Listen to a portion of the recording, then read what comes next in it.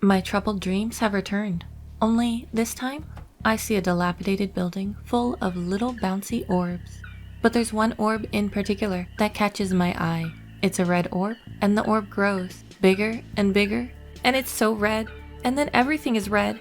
And in the distance, I hear laughter of Pierre and Morris taunting me. And then I wake up.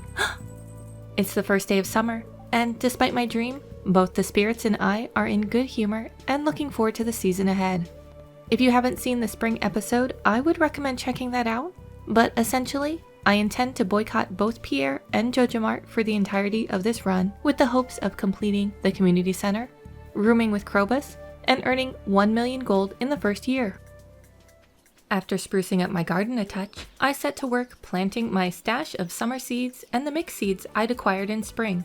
Out of these mixed seeds, I'm hoping for the 10 wheat needed for the fodder bundle, at least 1 pepper, and enough corn so that I can acquire the 5 gold quality crops needed for the quality crops bundle. I had purchased a blueberry seed as well as a poppy from the traveling cart, so combined with my museum melons, that meant I was only missing the tomato and red cabbage for needed summer crops. I would be depending on the traveling cart or skull cavern to acquire these missing seeds, and I would need to find more mixed seeds as I only had 9 of the 10 wheat needed in this initial batch. And yes, my farm layout is wishful thinking that I will chance into iridium sprinklers in the desert mines. I picked up an ice cream for Demetrius as they are fairly cheap and I need to get on his good side to see if he'll mail me a nautilus shell before winter. Then I headed to the mines where I reached level 110 for my space boots and level 120 for that all-important skull key. Overnight, I reached level 6 mining, giving me the ability to craft bombs for skull cavern dives. Linus had requested a sweet pea, so I brought him one the next afternoon, then found out Willie doesn't take credit for the work of others, unlike some shopkeepers, as he'd let Linus know I'd been the one to catch his wares. Yet more confirmation that this boycott of Pierre is justified. Next, I finished up the Summer Forage bundle, expanding my crop fields a bit to make room for some summer forage seeds. That night I spent a good deal of time foraging and chopping trees I'd planted in the northern pass. Reaching level 7 foraging and caring for my chickens that day bumped me up to level 3 farming. On the morning of day 31, I got the infamous shorts letter that I would promptly ignore for the time being. After caring for my crops, I made a trip over to Clint to crack some geo to find more museum donations, now up to 49. I need to work more on the animal bundles, so I requested my first barn built and brought Demetrius his ice cream. What a nice summertime treat. Next, I decided to clear the land up by the spa that was now open to see if there were any mixed seeds along with that lovely fiber. And I made my very first trip to the desert to meet Sandy and unlock the Skull Cavern, dipping my toes in for a few hours that afternoon. I found my first treasure room on floor 28. Come on, tomato seeds? Oh, an auto petter? That's pretty sweet. I hung out at the mines until midnight when I decided to call it and head to bed for the evening. First thing on day 32, I planted trees outside the Adventurers Guild as wood would be a hot commodity, and this location is really close to the minecart. Then I spent the day in the frozen mines hoping to find my 2 missing dwarf scrolls from the death sprites and blue slimes. But aside from gems and ores, I headed home empty-handed. I hadn't watered that morning, so I made sure the crops had a drink before bedtime, where I dreamt of reaching level 6 combat. The nutty professor sent me 10,000 gold on Friday morning since I had surpassed floor 25 in the Skull Cavern mines a couple days ago, so I took my hard-fought money over to see what the traveling cart had in stock today. I debated picking up another poppy seed, but decided against it as I already had a good deal of crops needing watering back home. I wanted to make easier progress in Skull Cavern, so I asked Clint to upgrade my pickaxe to gold, picked up a quest to bring Demetrius a hot pepper, and had a little heart-to-heart with Willie before fishing off the pier well into the evening. With my dock chest now full, I grabbed some essentials from the chest to haul back home, and then took a summer foray into the secret woods for fiddlehead ferns and a little fishing, but took the hint and skedaddled after catching a second wall basket.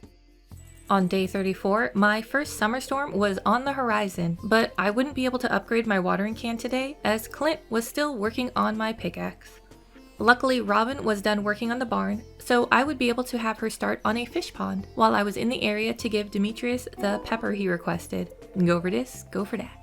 I spent the afternoon catching mountain summerfish, taking a quick break to donate a few bones to Gunther, picking up the pumpkin seeds I'd need the following season.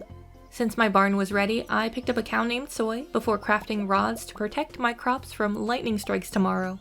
I had all the lake fish now, so I finished up that bundle at the community center, then did what was becoming my habitual nighttime watering routine. Sunday morning, I was on the rainy day fishing grind, even moving over to the eastern pier to see if I could hook the legendary fish of the season. They put up a heck of a fight, but eventually I was victorious and crossed the crimson fish off my fishing list.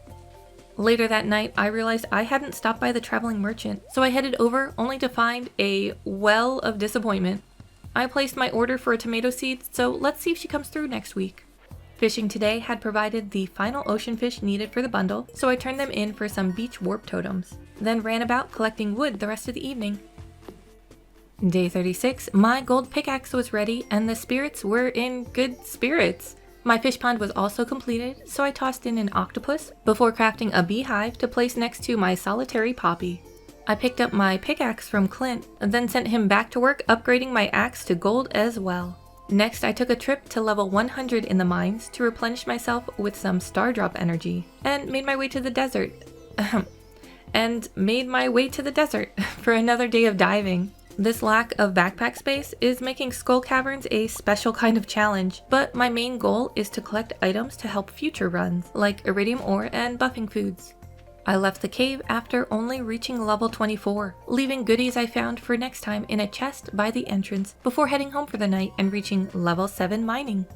Emily sniffed out the cloth I'd attained from a serpent the next morning, and my first batch of summer forage was ready to harvest. I was too low on funds for another desert trip, and I still needed the last 2 dwarf scrolls, so I headed back to the frozen levels of the regular mine that afternoon, switching over to fiber farming that evening when the scrolls just refused to drop. I've also not found an ancient seed, so floors filled with grubs were bonus. Overnight, I sold enough tea saplings to refill my coffers, for a little anyhow. The morning of day 38, both Lewis and the telly reminded me the luau was tomorrow, and I had just the item as I'd saved a gold quality cauliflower for the occasion. After picking up my axe, I had Clint open some geodes for old time's sake, then brought Maru a fresh battery pack for her birthday, and placed a second battery in the lockbox to kick off the zany scavenger hunt that would likely span over the next few seasons. That afternoon, I stopped by the desert to pick up a few warp totems and plant down a literal forest of trees for my future wood needs. I also picked up a few starfruit seeds, as these would make for some good farming experience and profits in the coming weeks. The night was young, so I popped into the cavern for a quick dive and lucked into a dino egg from a solitary beast on the 14th floor, and then a rabbit's foot from a serpent the next floor. Don't die before you pick that up. Come on, focus! After some loot arranging, I hightailed it out of there with my unexpected goods in tow, making it home with enough time to plant my new starfruit seeds. There's not much to report on day 39, except that I did some light farm work before heading to the luau to chat with the locals and deposit my collie into the pot, earning the best reaction from the purple people eater. Side note, I had never seen this portrait until I went looking for the governor's name, and now I can't unsee it. You're welcome if you're in the same boat.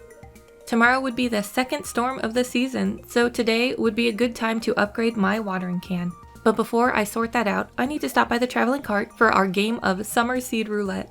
She had a grape starter I decided to pick up for fall, but nothing else really caught my eye, so I was off to the museum to turn in a couple more donations. Clint found us a new artifact in a trove, and then got to work on our watering can. Later that afternoon, I found a rainbow shell on the beach that I brought over to the train platform for the next quest in the chain. Beet seeds are a fall crop sold by Sandy, so I'll be able to continue with this quest line in the next season. But for tonight, I wanted to work on more fishing bundles, so I hung out in the secret woods until I finally caught myself a wood skip for the specialty bundle. Overnight, I hit level 4 farming, finally unlocking preserve jars, and level 9 fishing. It was a rainy, good luck kind of day, but on my way to a chest, I accidentally picked one of my precious melons. Then thanked the lucky spirits that it was the gold quality crop I needed it to be. So I jetted on off to the desert with my luck in tow for a light day of cave diving. And when I say light, I mean I stayed there all day. I reached my first treasure room on floor 11 and picked up a pomegranate sapling. Wish it was apple, but I'll take it. I jumped down a shaft 13 floors to my next treasure on floor 39. And they were summer seeds, but not the tomatoes I was looking for. Floor 44 held my next treasure room, and it was another auto petter? Honestly, what in the world is going on? On floor 50, I did receive one seed I needed when a friendly serpent dropped a red cabbage seed. And while I was descending floors fairly quickly, given my golden axe, my Yeti Tooth sword was not quite cutting it, so I bailed out when I hit an infested floor 56. I am not interested in losing any of my precious loot from this run. I decided to save the pomegranate sapling for the greenhouse or Ginger Island, and placed my second auto petter in the barn to keep Soy company. Just before bed, I set out a few jars that I stuffed with cauliflower before nodding off for the night and reaching level 7 combat and level 8 mining. News of another storm and very happy spirits greeted me on the telly day 42. Instead of day resetting to find gold quality melons this season, I would be intentionally filling up my pack and checking the crops with a gold melon already in my inventory. This way, I will only be able to pick up another gold quality melon and can leave the rest to check on another day. None today, which is surprising due to the good luck, but maybe the traveling merchant has better news for us. Survey says, no tomato today, oy vey. Soy had grown up, so I grabbed a milk pail from Marnie, then spent some time river fishing in hopes of catching the elusive Dorado. No luck on the Dorado, but there were loads of forageables on the beach, like this rainbow shell I saved from being trampled on by Haley. I picked up my steel watering can from Clint before making my way home for some afternoon farm chores. I checked in on the monster eradication goals that evening and saw I was making okay progress on most mobs, but the run was still young. My night was spent fiber farming and hoeing the dirt in search of scrolls in the mines.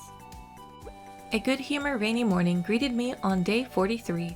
So after I did my daily gold melon check and processed a few geodes with Clint, I made my way to the desert for a mid-morning dive in the mines.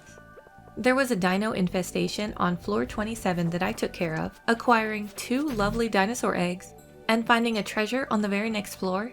Come on, tomato seeds? Nope. A serpent on the next floor let me know I had overstayed my welcome, so I headed home to clear out a bit more of the farm before bedtime. There were no gold melons on the morning of day 44, so I consoled myself by harvesting my summer forage crops and replanting them to keep up my supplies for tea sapling production. I still needed to unlock the sewer to meet Krobus, so I had Clint open a few Omni Geodes, but there were no new gems in the batch for museum donation. So I went back to the mines to continue the grind for the 2 missing dwarf scrolls. Dwarf scroll number 3 was dropped by a slime on infested floor 54.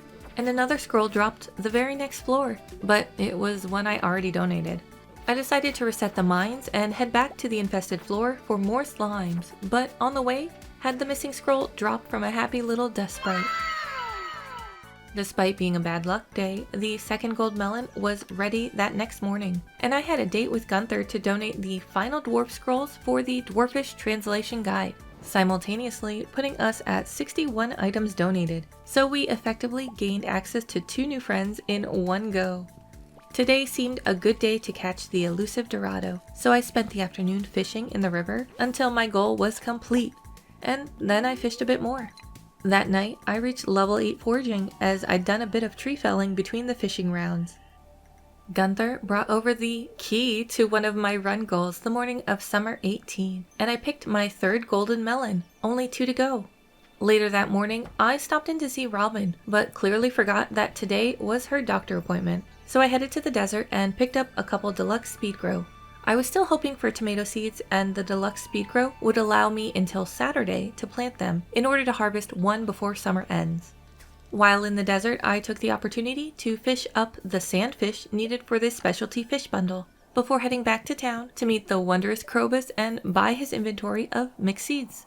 I couldn't remember when Robin would be back from her appointment, so I headed to her house shortly before 4 and waited. And waited. Robin wandered in an hour later and was kind enough to take my coop upgrade order. Then I hit the mines for the final specialty fish needed for the bundle. I feel bad about littering by the water, but small backpack woes. On my way home that night, I turned in the specialty fish bundle for a few Dish of the Sea. The next morning, I made a few more lightning rods as another storm was on the horizon. Then it was the day of reckoning. Would the traveling merchant offer me the tomato seeds? Nope. But I did pick up a lucky lunch, as I still had a chance to luck into the seeds on a treasure floor in Skull Cavern. And since it would be raining tomorrow, I decided I'd wait until then and do a full day dive in the hopes of lucking into one such chest. I decided to plant the radish seeds I'd found in a previous dive before it became too late in the season, brought Leah the super cucumber she requested, and handed Demetrius an ice cream cone for his birthday. On a side note, I am on track to catch every available fish in year 1, provided I can reach Ginger Island in time. I had yet to find an ancient seed, so I spent the evening in the regular mines killing grubs and collecting fiber. And so, we've come to the final day that finding tomato seeds would be viable for summer crop bundle completion. And although it was a bad luck day, I gave Tia a pat before jetting off to the desert. The serpents wanted my lunch, but luckily I downed the hatchet before they could reach me. My first treasure of the day came on floor 31, and while they weren't iridium, I won't raise my nose at free sprinklers much. A serpent heard I needed more luck, so he dropped me a rabbit's foot on floor 68. And I had the opportunity to find out if it worked 2 floors later, as I found a treasure chest filled with life elixirs. They're life elixirs. Unfazed, I uncovered my very first prismatic shard in an iridium node, then promptly dropped into a prehistoric infestation. Yeah, this is my stop. No tomato seeds today, but we're not going home empty-handed as, dun dun dun, we now have a galaxy sword. Back home, I found Demetrius had sent me a couple letters, and Robin let me know I could now incubate eggs. I'd set a salmon berry to jelly for the artisan bundle, and since that was done, I had all the items needed to complete that bundle, rewarding us with our very first keg. Just before heading to bed, I tossed in the refined quartz requested by the octopus. What a busy and productive day, quoth the level 8 combattee.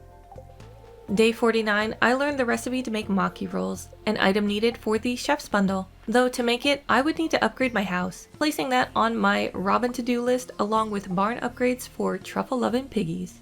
One more melon was ready for plucking, I tossed a dino egg into the coop for incubation, and it was Sunday, so that meant a trip to the traveling cart. And while time was up for the tomato seeds, if she brought me the tomato itself, we would be A-okay. But she didn't. My next stop was Marnie's for a duck named Luna, then Krobus to gift him a horseradish, and finally Clint to upgrade my trash can to copper. I know, finally. Minutes before she closed, I hopped in to see Robin about that house upgrade I'd need, before continuing on to the mines to test out my new galaxy sword on the mobs and fiber found there. I ended up hitting level 5 farming and selected the tiller profession overnight. Soy graced me with a large milk for the animal bundle on day 50. And as it was his birthday, I brought the dwarf a topaz before heading to the mines for more floor farming well into the evening, allowing me to reach level 9 mining.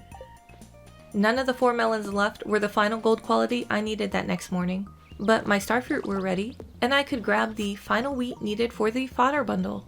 Then I spent some time restocking my wood stores in the southern forest. That afternoon, I thought I might upgrade my pickaxe to iridium quality, but failed to notice I was a little low on funds, so that would have to wait for another day. I raced home to grab some iron bars, hoping to upgrade my trash can instead, but barely missed Clint locking up at exactly 4. And I thought we were friends this run, Clinarino. That night, I continued tree chopping as I would need a lot of wood for various projects. And on a whim, I decided to pick up a void egg from Krobus to hatch once our incubator was available. Void eggs are a loved gift for Krobus, so once I have a chicken laying them, I will never be short on gifts for my intended. Overnight, Robin completed my house upgrade, so I rose the next morning to a decidedly bigger abode. First thing on day 52, I picked my remaining melons, one of which was the final gold quality needed for the community center. As today was Willie's birthday, I fished up an octopus from the pond to bring him, but not before stopping in to see Clint for that pickaxe upgrade. Next, I headed in to gift Willie his loved birthday gift and rearrange the ocean crab pots. Haley asked for a scorpion carp, so I brought one to her that evening, then stopped by the Hat Mouse for my customary hair clip. There, that's better. The rest of the night was spent rearranging my house and heading back to the mines for more fiber farming. My radishes were ready for harvest on the final Thursday in summer. And after bringing George a hot pepper for his knee, I went hunting for Demetrius to bring him his research melon. And I still gave it to him, even after he made a jab at me about my missing tomato crop. You just have to say that you're fine when you're not really fine. A metalhead felt pity on me and dropped a squire's helm in the mines that night, so now I was really ready for whatever fiber the floors threw at me, and monsters too. Heading home that night, I mistakenly talked to Clint, and he told me all the business I'd be giving him just wasn't good enough. And my final stop of the evening was to check in with Krobus and purchase the mixed seeds I'd need in the following season. I reached level 6 farming that night, so a cheese press was finally in my future. I picked my first gold corn on the last Friday in summer, and am really glad this crop continues growing in fall, or I would be relying on pumpkins for the quality crops bundle. Clint had finished with my iridium pickaxe, and I sent him immediately back to work upgrading my trash can. Then asked Robin to upgrade the barn, and checked the lack of wares at the traveling cart before jetting off to the desert to take advantage of the good luck day. Once at the desert, I got a little distracted attempting to refill my wood reserves, but got back on track and headed into the cavern shortly before 7 for a relatively fruitless dive. Linus sent me a catfish in the mail the next morning, and my very first bottle of starfruit wine was ready, but this one would not be heading to the community center. Instead, I plopped a salmonberry into the keg as a cheaper bottle would hold the bundle spot of honor. Before heading back over to Skull Cavern that day, I picked up my squire's helmet to make sure I was properly equipped for a long day of diving. A serpent clutching a rabbit's foot greeted me on floor 4, and a few mummies offered me their cloth and candy on floor 44.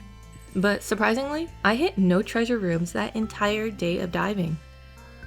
It's the final day of summer, so I made sure to pluck my poppy before it perished the next day. I stopped by the traveling cart, still hoping for a tomato to complete the summer crops bundle in summer, but it was a no. That blueberry taunt though. I'd left my helm in the desert, but still wanted to gather more fiber in the mines today, even without my armorly adornment. I was reminded to head to the beach in the midst of a dive, so I made my way over to chat with the locals before relaxing with the mystical jellies as they illuminated the season's end. That night, I shipped 32 final summer tea saplings, finishing the summer out in relatively good spirits, despite never chancing upon the tomato we so desperately need. So now for a quick Boycott Farm summer recap. We completed 14 of the 27 bundles, though one important bundle we're still missing is the Summer Crops bundle. We gained access to the sewers and have begun getting to know Krobus, and have earned a little over 25% of our goal earnings for the year. So yeah, we're a bit behind on most of our goals, but we still have 2 seasons to turn this farm around and start producing the big bucks. Somehow. Anyways, I hope you enjoyed the summer journey as we attempt to reach our goals while boycotting certain shady sellers. And I will see you as we fall into the next season. Bye-bye.